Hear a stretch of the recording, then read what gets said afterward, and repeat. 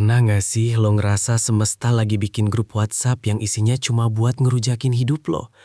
Hari ini diputusin, besok di PHK, lusa ban bocor pas hujan, dan pas nyampe rumah nasi di Magicom ternyata basi. Rasanya pengen resign jadi manusia, terus daftar jadi lumut aja yang tenang gak punya cicilan kan? Sabar Sobat Burnout.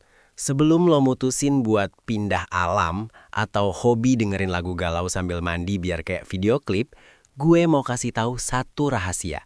Manusia paling VIP di bumi pun, Nabi Muhammad SAW, pernah ngalamin mental breakdown yang levelnya jauh di atas masalah receh kita.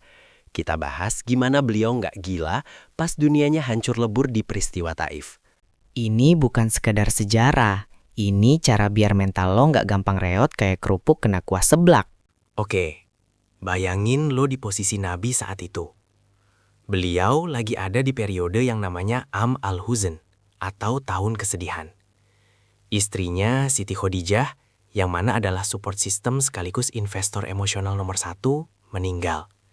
Terus pamannya, Abu Tholib, backingannya kalau ada yang mau macam-macam, juga meninggal.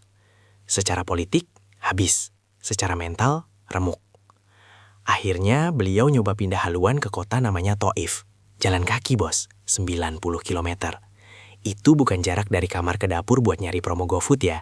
Itu jauh dan nanjak. Beliau berharap warga Thaif bakal open sama ide-idenya. Ekspektasinya disambut hangat.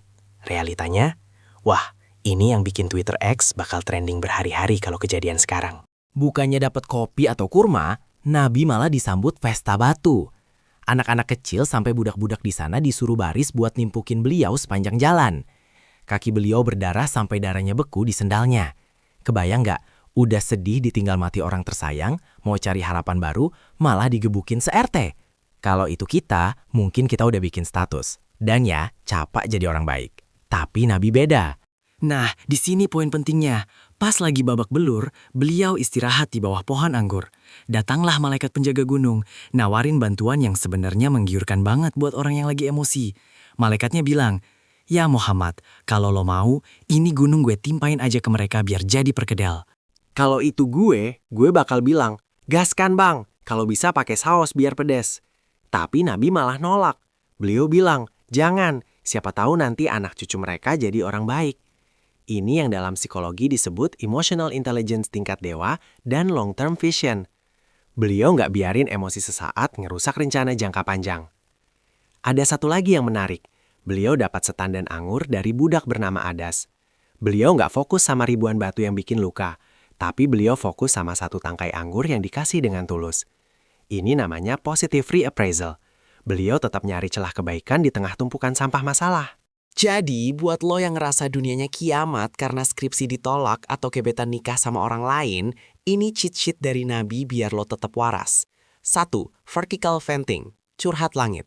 Nabi doa, "Ya Allah, aku mengadu padamu atas lemahnya kekuatanku." Beliau nggak pura-pura kuat di depan Tuhan, jadi stop toxic positivity. Kalau sedih, ya bilang sedih.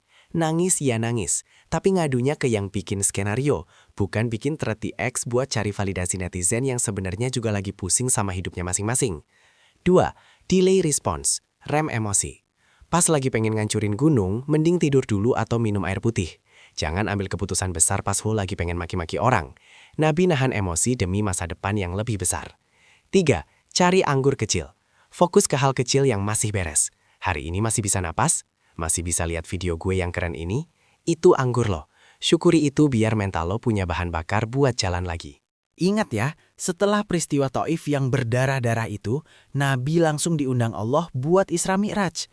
Jalan-jalan ke langit, men. Artinya apa? Titik terendah lo hari ini bisa jadi adalah landasan pacu buat lo terbang lebih tinggi besok.